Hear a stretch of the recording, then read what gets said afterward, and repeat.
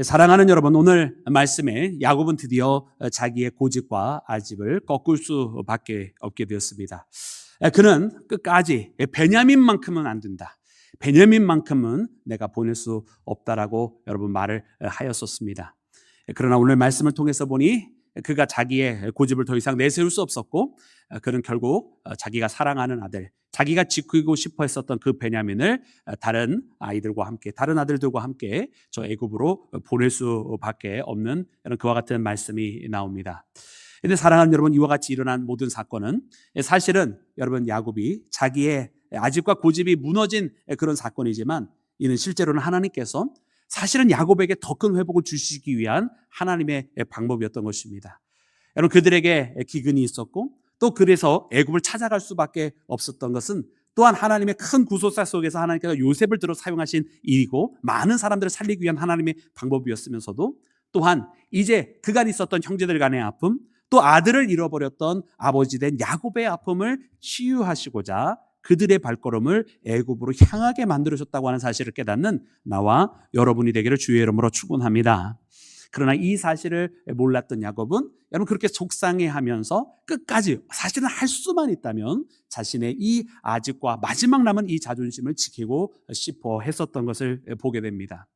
그래서 오늘 우리는 이와 같은 말씀을 통해서 사실 우리도 이와 같은 경험들을 많이 합니다. 내 힘으로 어떻게 보면은 지키고 싶은 것, 또 나의 인생의 마지막 보루라고 여겨져 있었던 그 한 가지, 그러나 그것마저도 사실은 내가 지킬 수 없는 상황이 오고 포기할 수밖에 없을 때, 정말 나의 고집이라 아집이라 불려도 상관없다고, 나는 이것만큼은 반드시 내 힘으로 어찌든 해보고 싶다라고 말했던 그 모든 것들, 하지만 그것도 어느 순간에는 한계 상황에 이르러서 포기할 수밖에 없는 그런 일들이 있습니다. 내 힘으로 어찌할 수 없는 그런 상황. 근데 사랑하는 여러분, 그때 우리가 그것을 할 수 없게 될 때는 정말 무기력해 보이고, 또 어떤 때는 내가 여태까지 뭐 하며 살았나라는 생각, 그런 자괴감이 들 때가 참 많지만, 사실은 여러분 그런 순간은 오히려 하나님께서 나로 하여금 내 고집을 꺾으시고 내 고집이 꺾어져야만 하나님의 역사, 하나님께서 원하시는 길이 시작이 됨을 알려주시는 여러분 그런 상황인 것을 오늘 말씀을 통해서 우리가 반드시 발견하기를 간절히 소망합니다. 그래서 오늘 이 말씀을 바라보면서 여러분, 우리의 아집과 고집이 꺾여지는 것이 오히려 복이다. 내가 오히려 내 지키고 싶은 그 마지막 보루를 오히려 내 손을 펴서 놓을 때, 내가 아둥바둥 붙잡고 있었던 그것을 오히려 포기하며 내려놓을 때, 그때 오히려 하나님의 더 크고 위대하신 선한 열매가 맺혀진다고 하는 사실을 발견하며, 여러분 우리의 마음, 어쨌든 낙심했었던, 때로는 실망하였었던 그 모든 마음 대신에 하나님을 의지하는 믿음으로 살아가는 나와 여러분이 되기를 주님의 이름으로 축원합니다. 자, 그럼 사랑하는 여러분, 오늘 본문 말씀의 이 모든 사건을 어떻게 시작하고 계시는가? 여러분이 본문 43장 1절 말씀을 함께 보도록 하겠습니다. 우리 1절입니다. 우리 다 같이 함께 합독해서 읽겠습니다. 시작. 그 땅에 기근이 심하고. 아멘. 할렐루야. 여러분, 이것이 모든 것의 시작입니다. 여러분, 그 땅에 무엇이 심했다고요? 기근이 심했다라고 기록을 하고 있어요. 여러분, 사실 기근은요 이미 있었습니다. 여러분 이미 있었어요. 그래서 우리가 잘 아는 것처럼 여러분, 애굽에서 이 요셉이 세워질 때에 7년의 풍년이 있은 다음에 그때 잘 절약하여 그 다음에 다가오는 기근을 준비한 거 아니겠어요?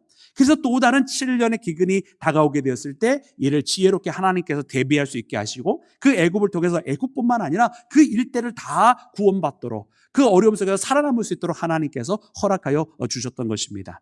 우리가 잘 아는 것처럼 이 창세기 43장에 있는 말씀은 이미 저 가나안 땅에 있었던 저 야곱의 아들들이 저 애굽 땅에 먹을 것이 필요하여서 그 먹을 것을 구하고자 저 애굽 땅에 이미 다녀온 상황이에요.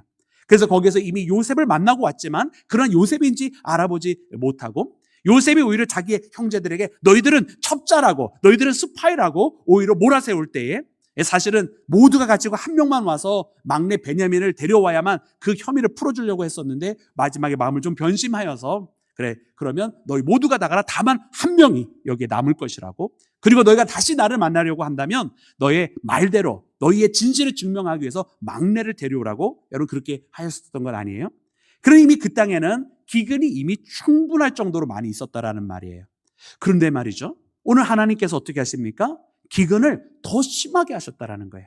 이미 충분히 기근이 있고 이미 살기 어려운 상황인데 왜 하나님께서 기근을 더 심하게 하셨을까 하는 말이죠. 여러분, 이것이 왜 하나님께서 움직이신 것이냐면, 여러분, 이것은 사실은 야곱으로 하여금 자기가 가지고 있는 그 고집을 꺾을 수밖에 없도록 하나님께서 상황을 만드신 것입니다. 사랑하는 여러분, 이 요셉이요, 자기 형들이 아직 자기를 알아보지 못할 때에 그 형들을 돌려보내면서 어떻게 했습니까? 그들이 원했던, 또 그들이 바랬던 양식과 곡식을 채워서 보내줬고, 또 사실은 그들이 거기에서 지불해야 될 돈이 있었는데 그 지불할 돈도 받지 않고 그들 가운데 다시 그것까지, 그 재물도 함께 돌려보내줬었어요. 그러니 여러분, 이 아들들이 돌아왔을 때 야곱은 어떤 상황을 만나게 됩니까? 아들들이 돌아오기는 돌아왔고, 또 그리고 구했던 그 양식과 곡식들은 분명히 먹을거리들은 함께 왔는데, 그리고 돈도 하나도 잃어버리지 않고 그대로 다 왔는데, 다만 아들 하나를 더 잃어버리게 된 거예요. 시므온이라고 하는 아들이 저 애굽 땅에 사로잡혀 있고, 다른 아이들의 이야기를 듣고 보니 이 첩자로 몰렸다가 그 혐의 때문에 붙들리게 되었는데, 만약 시므온을 풀기를 원하면 베냐민이라고 하는 막내 아이를 데려가야만 하는 상황이 되었던 겁니다. 그런데 여러분, 이 야곱이 어떻게 합니까? 그러면 시므온을 데려오기 위해서 여러분 이 막내를 보내줘야 되는데, 그러하지 않고 막내만큼은 안 된다는 거죠. 막내만큼은.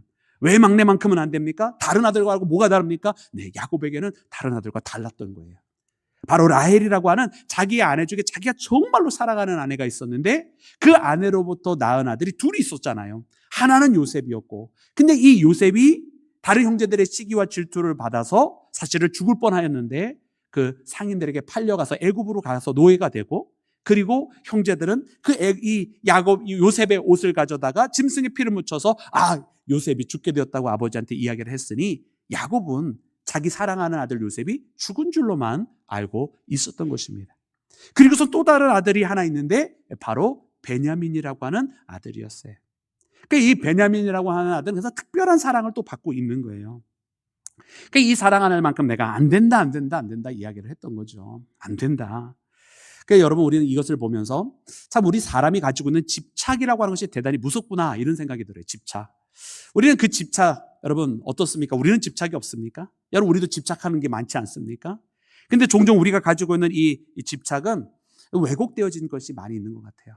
만약에 말입니다, 야곱이 그래 내가 이미 요셉이라고 하는 아들을 잃어버렸고 이제 베냐민을 지키고 싶다고 한다면, 여러분 어떻게 하는 것이 베냐민을 지키는 거예요? 그저 내 품에 그렇게 꼭꼭 끌어안고 있으면 베냐민을 지키는 것입니까? 아마 그거 되는 일 아니었을 겁니다. 그렇게 자기 품에 항상 두고 있으면, 그러면 베냐민이 아주 건장하게 한 명의 제 몫을 할 수 있는 그런 사람으로 성장할 수 있었을까요? 아마 그러지 못하고 저 마마보이처럼 아마 변해버렸을걸요? 그런데 여러분, 야곱은 그 모든 것을 포기할 수가 없는 거예요. 아니, 내가 이미 요셉을 잃어버렸는데 베냐민까지 보낸다고? 가다가 중간에 무슨 일을 당하면 어떡해?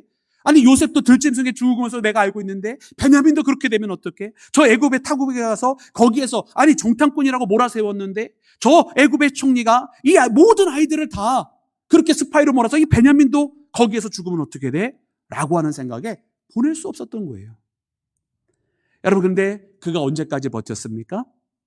자기에게 더 큰 기근이 임해서 그 애굽으로부터 가져왔던 그 모든 양식들이 다 탈진이 되고 다 사라지게 되고 더 이상 버티게 될 수 없는 상황이 될 때까지 여러분 그는 버텼던 것입니다. 그러나 그때 이후로는 그럼 버티지를 못하게 되는 거예요. 이미 한계 상황에 다다랐다라는 것이죠. 그 오늘 말씀을 통해서 보니까 여러분, 이제 야곱이 더 이상 버티지 못하고 이 아들을 보내게 되는 것입니다. 사랑하는 여러분, 그래서 우리는 이 말씀을 보면서 그런 믿음의 고백을 하게 되는 것 같아요. 하나님께서 말이에요, 나의 마지막 자존심과 마지막 보루를 꺾으시기를 원하시는 여러분 마음에 여러분 우리의 이 생각이 들 때가 있잖아요. 하나님, 이것만큼은 안 됩니다라고 얘기하는데 하나님께서 그걸 꼭 원하실 때가 있어요. 하나님, 이것만큼은 꼭 지키게 해주세요라고 하나님 앞에 이야기하는데 하나님께서 그거를 지키지 못하게 만드실 때가 있다라고요.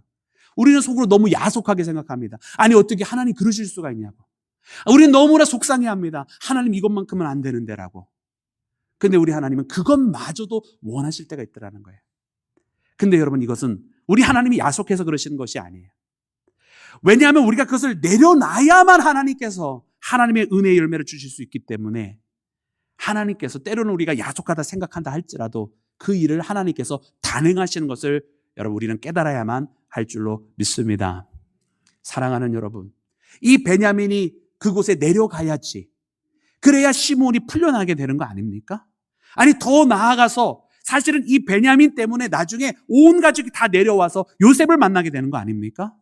그럼 하나님 무엇을 원하고 준비하고 계시는 거예요? 이 야곱으로 하여금 지금 베냐민 하나를 지키는 게 아니라 시므온, 그 시므온도 풀려나는 것이고, 아니 더 나아가서 이미 20여 년 전에 잃어버렸던 그 아들, 자기가 사랑하는 그 아들 요셉까지도 다 회복시키려고 하신 것이 하나님의 계획인데, 정작 이 하나님의 계획에 가장 걸림이 되고 있는 게 누구였습니까? 야곱이었다라는 말이에요. 이 하나님의 계획을 계속해서 연기시키고 있는 게 누굽니까? 하나님입니까? 아니에요. 바로 이 베냐민을 안 보내려고 했었던 야곱 자신이 하나님의 계획을 가장 늦추고 있는 가장 악종이었습니다. 여러분 그런 걸 보면은 어쩌면 하나님의 계획 가운데 가장 하나님의 뜻을 거스르고 있는 사람이 누구인가 보았더니 우리 자신일 때가 많은 거예요.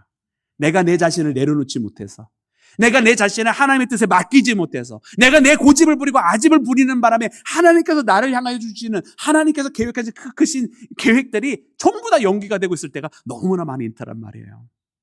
그래서 하나님 어떻게 하십니까? 하나님께서 기근을 더 심하게 하셨더라. 어쩔 수 없게 만들으셨다라는 거예요. 그 심하게라는 말은 짓눌렀다라는 뜻이에요. 하나님께서 기근으로 우리를 짓누르실 때가 있다라는 거예요. 사랑하는 여러분, 하나님께서 지금 사랑하는 여러분들을 짓누르고 계시는 부분이 있습니까? 마치 이 기근이 더 심각해진 것처럼 사랑하는 여러분, 우리가 눌려 살고 있는 부분들이 있습니까?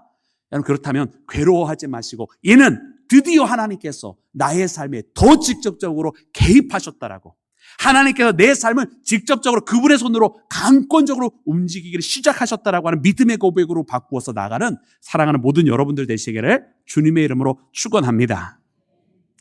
사랑하는 여러분, 두 번째로 오늘 말씀을 통해서 이렇게 발견하였더니 오늘 말씀이 여러분 우리에게 참 귀한 것을 알게 해주시는 것 같아요. 결국 하나님께서 이 기근을 심각하게 하신 이유는 뭐냐면 이 야곱으로 하여금 하나님 앞에 항복하게 만드는 것이었습니다.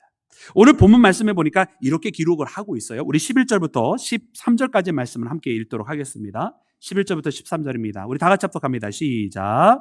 그들의 아버지 이스라엘이 그들에게 이르되 그러할진대 이렇게 하라. 너희는 이 땅의 아름다운 소신을 그릇에 담아 가지고 내려가서 그 사람에게 예물로 드릴지니 곧 유향 조금과 꿀 조금과 향품과 몰약과 유향나무 열매와 감복숭아이니라. 너희 손에 갑절의 돈을 가지고 너희 자로 아기의 도로 넣어져 있던 그 돈을 다시 가지고 가라. 혹 잘못이 있었을까 두렵도다. 네, 아우도 데리고 떠나 다시 그 사람에게로 가라. 아멘. 할렐루야. 드디어 야곱이 자기의 고집을 꺾을 수밖에 없었습니다. 그리고 지키고 싶었던 베냐민도 함께 보낼 수밖에 없었습니다. 여러분, 그런데 이 베냐민 어떤 아들이라고 했죠? 아주 특별한 아들이라고 그랬죠? 자기의 사랑하는 아내 라헬로부터 얻은 아내라고 했습니다. 그리고 이 라헬로부터는 두 아들이 있었는데 첫 번째가 바로 요셉이었지만 이미 죽은 것으로 알고 있다고 했습니다. 그러니까 여러분, 이 베냐민은 어떻게 보면 죽은 요셉의 대역과 같은 거예요. 요셉은 죽었지만 이제 베냐민이 하나 남았으니 이 베냐민은 라헬의 아들이면서 동시에 자기가 사랑을 잔뜩 부어줬던 요셉과 똑같은 아들인 거예요. 그러니까 너무나 특별하죠. 그리고선 자기가 끝까지 지키고 싶었던 그 마지막 보루고 자기의 모든 것입니다. 여러분 그렇게 되다 보니까 여러분 야곱이요, 분명 오늘 성경에는 기록하고 있지 않지만 베냐민 사랑하기를 아마도 하나님 사랑하는 것보다 더 많이 사랑했을 가능성이 있지 않았을까요? 아니 우리는 제일 먼저 하나님을 사랑해야 되고 가장 하나님을 최우선으로 사랑해야 되는 줄로 믿습니다. 근데 하나님보다 먼저 사랑하면 무엇이 되는 거죠? 네, 하나님보다 먼저 사랑하게 되는 것은 다 우상인 거예요. 그래서 어쩌면 이 베냐민은 야곱에게는 이미 우상이 되어버린 거예요. 하나님보다 먼저 됐고 하나님보다 더 사랑하니까. 그 하나님께서는 그래서 이와 같은 야곱의 모습을 하나님께서 꾸짖으신 거나 마찬가지예요. 그리고선 그의 고집을 꺾으심으로써 진짜 하나님께서 얼마나 더 크고 위대하신 것을 주기를 원하시는지 그에게 가르쳐 주시는 것입니다. 그래서 이제 자기의 고집은 더 이상 부리고 싶어도 부릴 수 없게 된 이 야곱이 이 베냐민까지 보내게 되는데, 여러분 11절 보니까 거기서 무엇과 함께 보내냐면 유향도 보내고 거기에서 또 소금도 보내고 향품도 보내고 여러분 이런 유향나무의 열매도 보내고 여러 가지 갖가지들을 다 보냅니다. 애국 가면 귀하게 쓰여질 용품들이었겠죠. 여러분 그것들 왜 보낼까요? 자기가 할 수 있는 일이 그거밖에 없는 것이거든요. 돈도 보냅니다. 갑절의 돈을 보내는 거예요. 아니 그냥 제대로 그 제 돈 가지고 가면 물건을 살 수 있는데 갑절의 돈을 보내는 이유가 무엇일까요? 할 수 있는 대로 최선을 다하는 것입니다. 그런데 문제는 무엇입니까? 그렇게 해도 자기의 아들을 구할 수는 없다라고 하는 것을 바로 이 야곱이 알고 있었어요. 그 향품을 보내도 이 향품으로 내 아들을 대신할 수 없는 것이고, 그리고 그 많은 돈을 보내도 그 아들로 내 아들의 생명을 살 수 없는 것이에요. 이걸 누구보다도 잘 알고 있어요. 다만 자기가 할 수 있는 최선이 그것이기에 그것을 하지만서도 이것도 가져가라, 저것도 가져가라, 할 수 있는 대로 내 아들을 구할 수 있는 모든 방편이 있다면 다 보태주는 거예요. 그러나 그것으로 안 되는 걸 너무나 잘 알고 있는 야곱이었기에 마지막 13절에 내 아우도 데려가라 하면서 여러분 포기하는 야곱을 만나게 됩니다. 여러분 사랑하는 여러분, 그런데 우리는 이 말씀을 통해서 우리는 두 가지 다른 포기를 발견합니다. 여러분 이 포기는 어떤 포기일까? 여러분 이 포기는요, 모든 것을 버리고 낙심하는 포기가 아니었습니다. 여러분 이 포기는요, 도리어 하나님 앞에 맡기는 믿음의 포기였던 것입니다. 오늘 말씀에 보면은 여러분 이렇게 모든 것을 다 보내고 자기 아들까지 보내는 이 야곱이 마지막 14절에 어떻게 고백을 하고 있느냐면 우리 하나님에 대한 믿음의 고백을 거기서 하고 있는데, 여러분 조금 늦기는 했지만 야곱이 제대로 고백을 합니다. 우리 14절 말씀도 함께 읽도록 하겠습니다. 14절입니다. 시작. 전능하신 하나님께서 그 사람 앞에서 너희에게 은혜를 베푸사 그 사람으로 너희 다른 형제와 베냐민을 돌려보내게 하시기를 원하노라. 내가 자식을 잃게 되면 이르리로다. 아멘. 아멘. 할렐루야. 어떤 하나님이라 고백하고 있습니까? 전능하신 하나님께서. 어떤 하나님이요? 전능하신 하나님. 자기는 능력이 없어요. 자기는 자기 아들을 지키고 싶지만 지킬 수가 없어요. 자기는 이 기근을 해결하고 싶지만 자기는 기근을 해결할 능력이 없어요.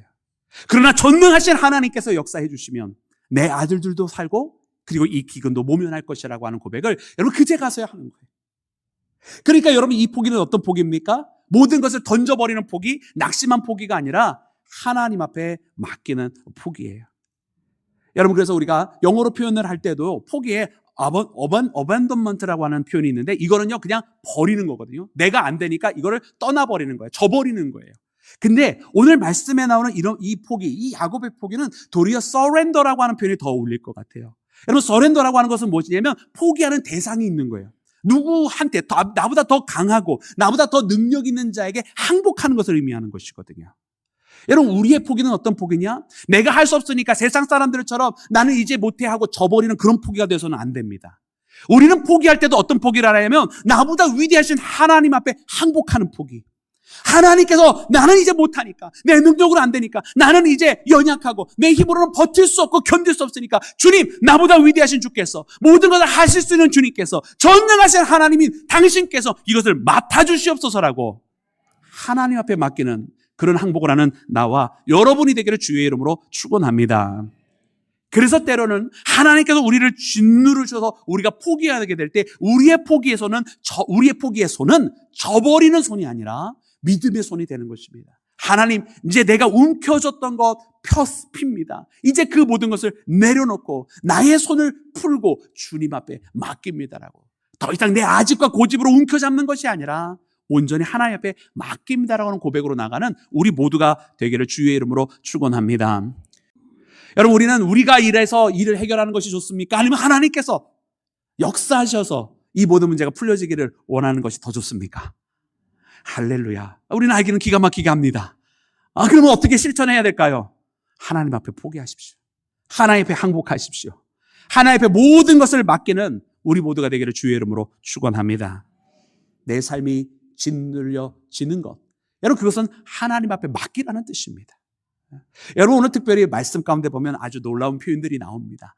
여러분 특별히 오늘 본문 말씀 아까 이 1절에서 오늘 본문 말씀은 1절 심각한 기근으로 우리를 짓누르시는 것으로 시작을 하셔서 그리고 이제 야곱이 하나님 앞에 모든 것을 맡기는 말씀으로 끝나게 되는데요.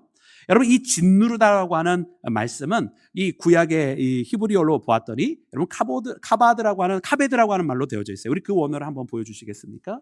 그래서 카베드라고 하는 단어가 여러분 짓누르다라고 하는 뜻인데, 제가 이전에 이미 말씀드린 것처럼 히브리어는 원래 여러분 자음만 있어요. 지금 붙어 있는 여러분 모음들은 다 후대에, 최근에 근래에 발음 기호들만 붙여 놓은 거예요. 그래서 여러분 이 글자, 여러분 이 점들은 보지 마시고 이 글자들만 한번 잘 보세요. 그래서 이게 짓누르다라는 뜻의 카베드라고 하는 단어인데, 여러분 이 단어와 똑같은 단어가 있어요. 우리 다음 단어 보여주시겠습니까? 네, 바로 키보드라고 하는 단어입니다. 이 키보드라고 하는 단어가 여러분 보면은요, 여러분 발음교들을 다 빼놓으시면 우리가 이 발음교 때문에 다르게 읽는 것뿐인데, 그리고 여러분들이 왼쪽에서 두 번째로 보시는 그 단어는 역시 모음입니다. 자음이 아니에요. 그러면 카베드와 키보드는 같은 단어의 다른 단어예요? 같은 단어예요. 근데 여러분 이 두 번째 이 단어의 뜻이 무엇입니까? 영광이라는 뜻이에요. 네. 짓누른다라는 그 뜻과 영광은요, 같은 단어입니다. 여러분, 여기 귀한 하나님의 메시지가 있습니다. 하나님께서 우리를 짓누르시는, 우리를 하나님의 중압감 가운데 놓으시는 거예요. 근데 그 하나님께서 우리를 하나님의 중압감으로 짓누르실 때에 왜 우리가 그렇게 짓눌리냐면 바로 그것이 하나님의 영광으로 가득 채워졌기 때문에 그렇습니다. 여러분, 우리는 성경에 많은 그와 같은 역사들을 봐요. 하나님께서 성전에 임하셨을 때 거기에 있는 모든 사람들이 다 엎드러지게 되는 사건. 예수님께서 사순절에 그 길로 행하게 되실 때 예수님을 잡으러 왔던 모든 사람들이 거기서 다 엎드러지게 되는 사건. 그것이 바로 하나님의 임재하심이 있는 바로 그런 사건이 있을 때 그들이 이 하나님의 중압감을 이기지 못하게 됐다는 뜻인데요. 그 자리가 무슨 자리냐? 바로 영광의 자리라는 뜻입니다. 영광의 자리. 네. 여러분, 오늘 우리도 신앙생활을 합니다. 여러분, 오늘 신앙생활하면서 하나님의 영광 가운데 우리가 살아가기 원해요. 우리는 살든지 죽든지 무엇을 하든지 하나님의 영광을 위해 살기로 우리 고백한 사람들인 줄로 믿습니다. 하나님의 영광을 위해 살아가는 게 뭔가 봤더니 하나님 앞에 짓눌려 살아가는 거더라고요. 내 고집과 아집을 부리고 내가 옳사오니 하며 살아가는 게 아니라, 내 생각이 맞사오니 하면서 살아가는 것이 아니라 하나님 앞에 모든 것을 맡기고 하나님의 뜻에 따라서 다 살아가는 것. 나의 쓸데없는 모든 것들을 내어버리고 하나님 앞에 눌려 살아가는 것이 여러분 영광 가운데 살아가는 것인 줄로 믿습니다. 그래서 때때로 하나님께서 우리를 누르시는 방법 중에 여러 가지 하나님의 방법이 있지만 때로는 하나님의 기근까지도 사용하셔서 우리를 누르시는 것은 나로 하여금 하나님 앞에 온전히 맡기지 못하고 있으니까 더 맡길 수 있도록. 아니, 이 야곱이 분명 여러분 이 기근이 심해지지 아니하였다면, 보세요. 애굽에서 가져온 양식이 있었어. 그거로 버티고 있는 가운데 이제 모든 기근이 사라져서 갑자기 열매가 맺혀지고 땅에서 곡식이 자라나기 시작했다고 한다면 어쩌면 이 베냐민을 지키기 위해서 저 시몬 내버려뒀을지도 모릅니다. 그 기근이 없었다라고 한다면 저 시몬만 내버려둔 것이 아니라 요셉도 만나지 못하게 되었을 것입니다. 자기가 지키고 싶은 거 지키다가 하나님께서 예비하신 더 큰 은혜들을 다 놓쳐버리게 되는 거예요. 그렇기 때문에 하나님께서는 그 기근을 풀지 아니하시고 도리어 더 짓누르시면서 이 야곱으로 하여금 하나님께서 원하시는 더 크고 아름다운 열매로 나아갈 수밖에 없도록 그 발걸음을 인도하셨다라고 하는 거예요. 그러므로 오늘 우리 모두가 이와 같은 하나님의 놀라운 영광의 길을 걸어가는 믿음의 자녀가 되기를 주의 이름으로 축원합니다. 사랑하는 여러분, 오늘 이 시대가 어렵다고 말씀하시고 계십니까? 그 기근이 심각하다고 말씀하고 계십니까? 여러분, 하나님께서 더 강력하게 우리 가운데 역사하시기 위한 하나님의 때인 줄로 믿습니다. 그러므로 오늘 이 말씀을 꼭 붙드시고 하나님의 은혜의 자리까지 나가며 내 삶이 짓눌릴 때 하나님의 영광이 시작되었다고 고백하는 나와 여러분이 되기를 주님의 이름으로 축원합니다.